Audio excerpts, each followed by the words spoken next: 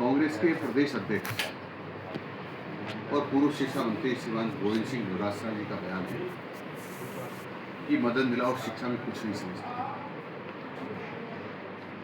ये सच है कि उतना नहीं समझता जितना वो समझते थे कि किस प्रकार से भ्रष्टाचार करना है, किस प्रकार से ट्रांसफर पे बड़ी राशि लेनी है, किस प्रकार से मिड डे मील को लूटना है, इतना मैं नहीं समझता। वो बड़े विद्वान हैं भ्रष्टाचार करने में, बेईमानी करने में, लूटने में माहिर है, इसलिए उतनी शिक्षा के बारे में नहीं जानता। मैं तो इतना जानता हूँ कि बच्चों को गुणवत्तापूर्वक शिक्षा दी जाए, गुणवत्तापूर्वक शिक्षा दी जाए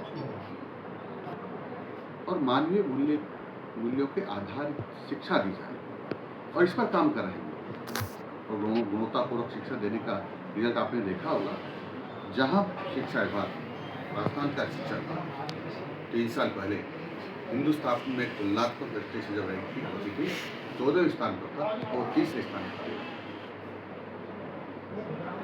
पहली बार आज़ादी के बाद पहली बार आपने देखा होगा, सुना होगा कि राजस्थान में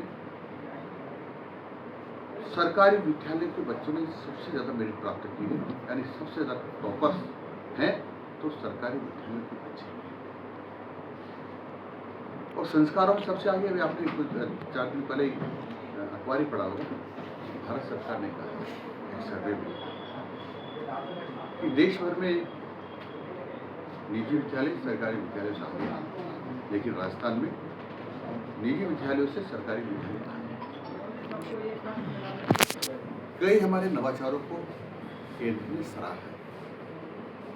जैसे हमने सब बच्चों 65 लाख से ज़्यादा बच्चों की जांच करवाई और जो बीमारियां उनमें निकली उनकी सबका इलाज करा रहे हैं।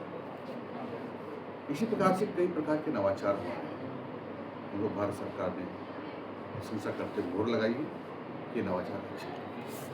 और इसलिए मैं कहता हूँ कि मैं डोटासरा जी जितना जानते हैं और जितना वो भ्रष्टाचार करते हैं, जितना लूटते हैं, ऐसी शिक्षा मेरे पास नहीं है और इस शिक्षा में मैं जीरो हूँ।